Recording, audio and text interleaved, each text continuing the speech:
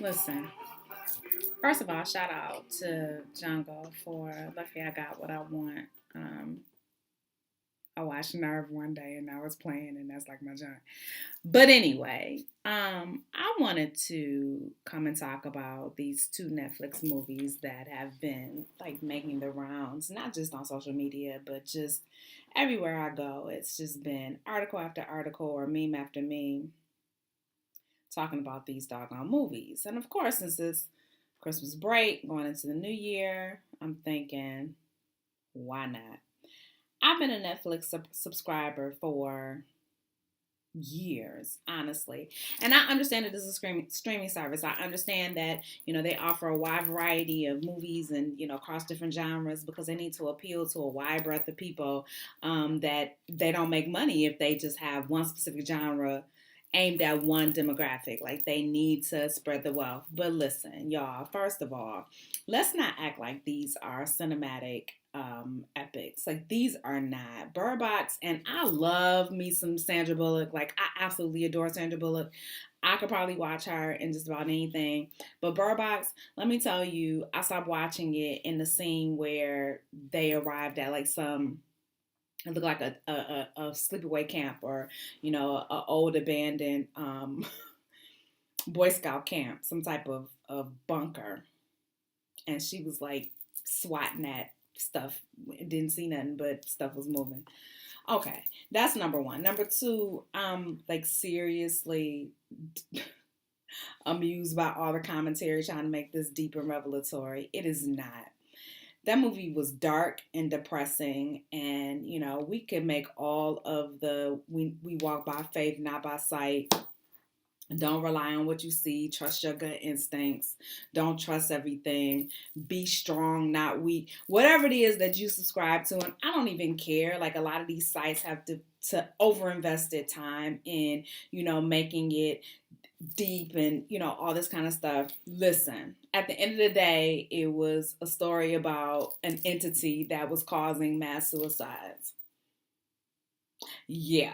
So I did not find this neither deep nor insightful nor revelatory. I found it quite sad and it was painful to watch, and I refuse to finish that. Maybe one day I'll go back and I'll finish it, but I refuse to finish it. I actually think that the memes, particularly the Stevie Wonder one,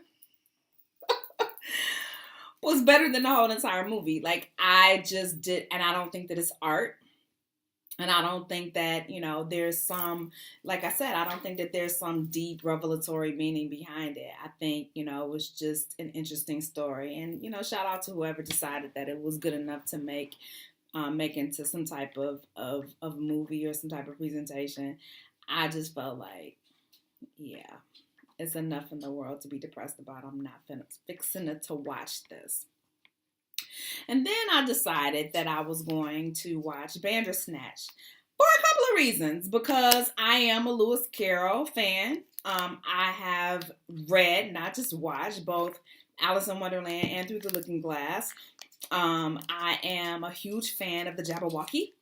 I am a huge fan of the Cheshire Cat, and all the other weird imagery that I'm pretty sure was induced by LSD or some type of drug, some type of hallucinogen for Alice. They just never said that. And so, Bandersnatch, which makes his debut, I believe, in Through the Looking Glass, I was looking forward to it. Listen, when I tell you that movie was too much carrying on, like, I don't know if y'all remember, but Final Destination had a similar concept where, you get to certain scenes and it wasn't quite this involved. It was only, a few intermittent scenes where you could like jump left or jump right. But we quickly realized that no matter where you jumped, something was going to kill you because it was Final Destination. I mean, the whole idea was that death was after you. Well, for Bandersnatch, I felt like it was just too much work. Like, I seriously was having to, make all these life decisions for this character. And I just did not want to be that involved. I really didn't. And, I really eventually got to the place where I felt like the whole premise of the movie was that this central character was attempting to go back and undo the most traumatic event of his entire life. And I'll spare you the details of that in case you decided you want to watch it. But I was like, dude, like no matter what you did, it always seemed to be the absolute wrong decision. I've never encountered anything like that. Like it was depressing after a while. Like no matter what you did, you were still gonna wind up like regretting whatever decision that you made. And not to mention that you get so far in the story and then the only option that you have is to go back. So you go back to the beginning and you are presented with the same two options. It's not as if now the option that you took before has been replaced by something else. That option is still there. So you already know how that's going to end. So you just follow the next path and be depressed about the turnout for that too. Like I was like sitting there going, this is too much work for me to still wind up on medication.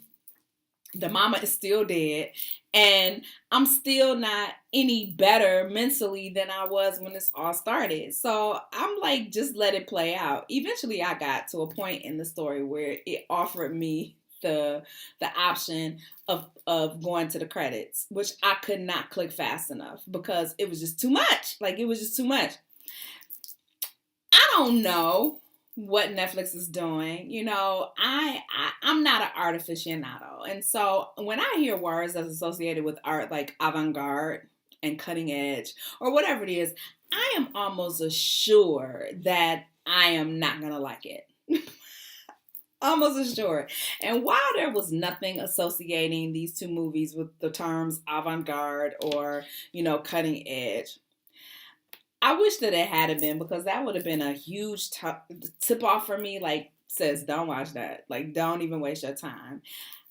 On another note, I wound up watching like the Ellen DeGeneres special, and I enjoyed it. I actually do enjoy Ellen. I have a quirky sense of humor to begin with, so a lot of her stuff and a lot of, like weird people, weird stand-up resonates with me. So if you're like me, I suggest you watch Ellen or, watch some old reruns of Young and Hungry or, like even stay away from that Fuller House reboot. Like I was so disappointed.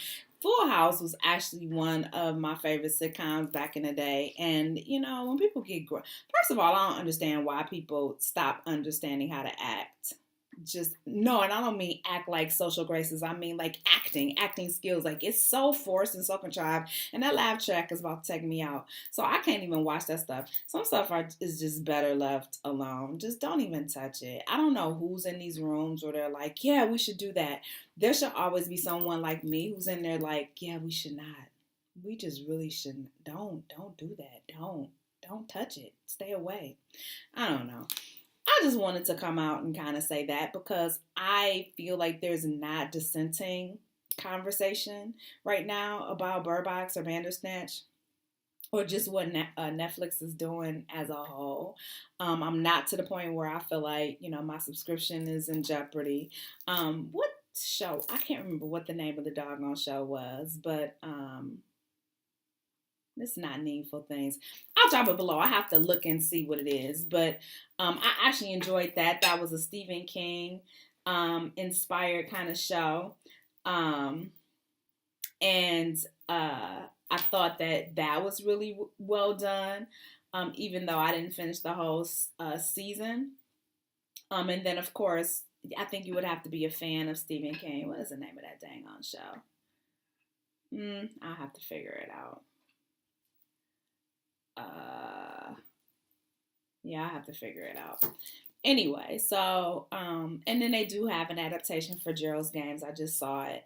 Now, Gerald's Games, the book, I stopped, when I read it, I stopped reading Stephen King for years because that was the first book ever, as dark as Stephen King is, that gave me goosebumps and nightmares. And I'm not someone that typically has nightmares. As a matter of fact, I wanted to organize a search party to go and check on Tabitha because she was up in that castle in Maine by herself with this fool. I guess she's okay. But anyway, there's plenty of things to watch on Netflix, of course. But again, Bandersnatch and BirdBox, yeah, it's a no for me. It's going to be an absolute no. Maybe after I sleep on it, maybe I'll go back and finish watching BirdBox just to say that I did it. I'm never going to watch Bandersnatch again. I do hope that when they come out with a new season of Black Mirror, which I hope they come out with a new season of Black Mirror. I love that concept. I've loved every single one of the episodes that they've put in the seasons that they've put out. That's why I'm so disappointed in this movie. It was just, yeah, it wasn't. I could have gone my whole entire life and never seen that and been okay. Anyway, leave your comments below. I would like to see what you think about it. If you think the same way I do, or if you see some hidden imagery or some hidden messages that perhaps I need to be aware of and consider, so that I can reconsider either one of those movies. I'd love to hear from y'all. Talk to you later. Bye.